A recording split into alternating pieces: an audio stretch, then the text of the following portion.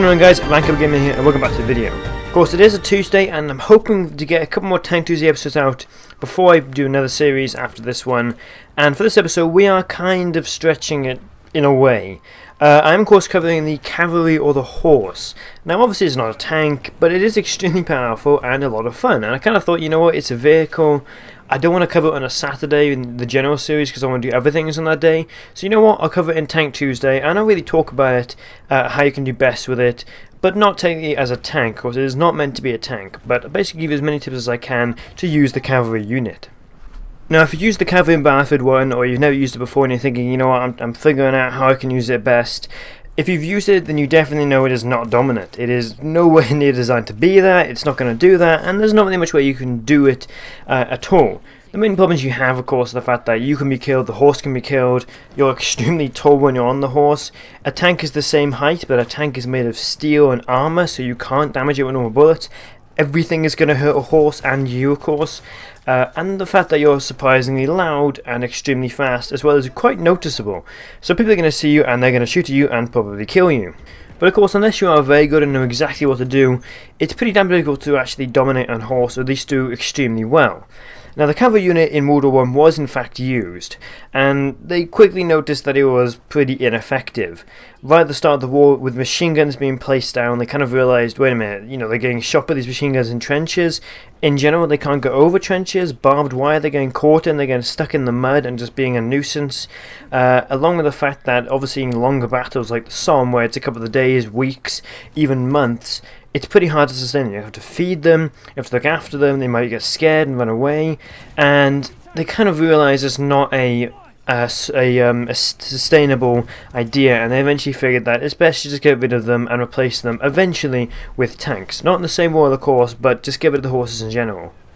Now in Battlefield 1, I'm happy to say it's a similar story. They are reasonably useless and pretty ineffective for the most part, that is. If you can use them in the right way and actually, you know, utilize every advantage they have, they're actually extremely effective and can actually be a massive nuisance to the enemy team and a massive asset to your team, but even then you're still not going to dominate and take over the entire game. Now the Cavalry, of course, is best as a flanking vehicle.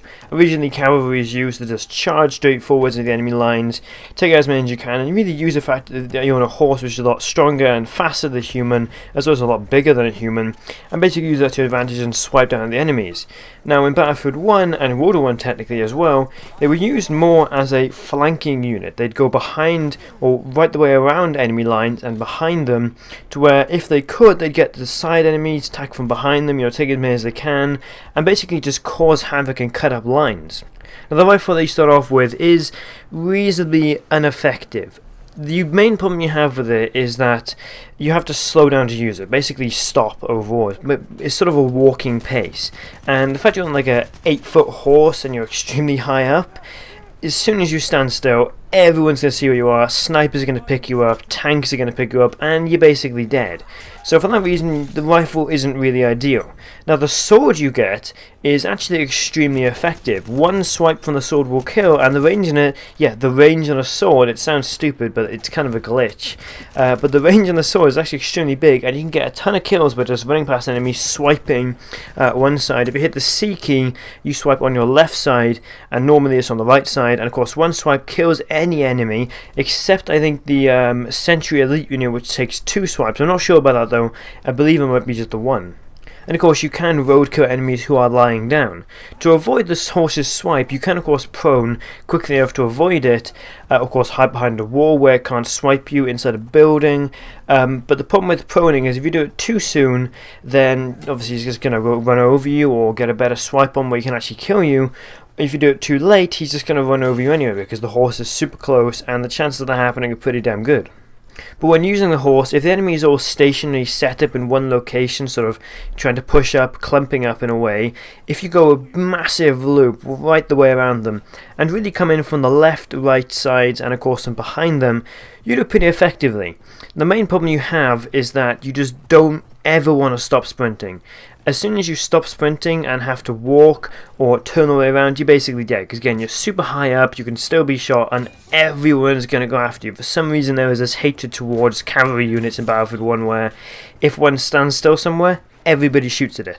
So to give a good example, you can see in this gameplay here, I'm coming up on enemies who are all lying on the ground. The ones I can't stab, I'm going to run over and just crush them. And the ones I can, I'm going to swipe at and maybe change side. Usually I try and get them the right side anyway, just because I found the camera a little bit better and it's just much easier to swipe them like that. Now the horse itself, like I said, is pretty powerful. It can take a lot of shots, but it's not a tank. Enough firepower and it easily will go down. I believe one unit can do it, or one soldier can do it on himself, if he has the time, and the accuracy of course. So when someone is shooting at you, they either kill you or the horse. The cavalryman himself has quite a bit more health than the standard unit, but it's not enough to the point where he's like a sentry unit, and he can easily be taken out by standard units with enough firepower. Now when using the horse, if you run past an enemy swipe and you miss the swipe, keep running. If you stop and try and turn around, you're basically making yourself dead. There is no way you're going to turn around quick enough to kill him, and even then, when you turn around, the sword swipe is going to be impossible to get off, because he's probably moving away at this point, which means he's not close enough. So if you miss the first swipe, do a massive loop around, hopefully avoiding gunfire, and preferably break line of sight, so they think, okay, maybe he'll come back. Maybe you even have the option. They might think he's going all the way around this giant sand dune, for example, and you could stop, go around the other way from the sand dune, and come back from the same angle. So if you use a helicopter in Battlefield 4, or you've actually flown a plane in Battlefield 1, and you do these big strafing runs where you come down at the enemy, take out a bunch of them, fly up, fly around, away from gunfire, come back to the same line, do the same thing again, that's basically what you do with a cavalry unit. Obviously you don't want to come from the front, so if you are doing a direct attack from the back, preferably then go round and either come from the same angle, or go all the way around and come from the other angle on the other side. So realistically, you could call this tactic circling back, where you do one big loop around and you circle back and take out the enemies again. Now, a couple of things about the horse is that you can drop health and ammunition for your team, which is amazing. You definitely want to do that. And you really don't want to get involved with tanks.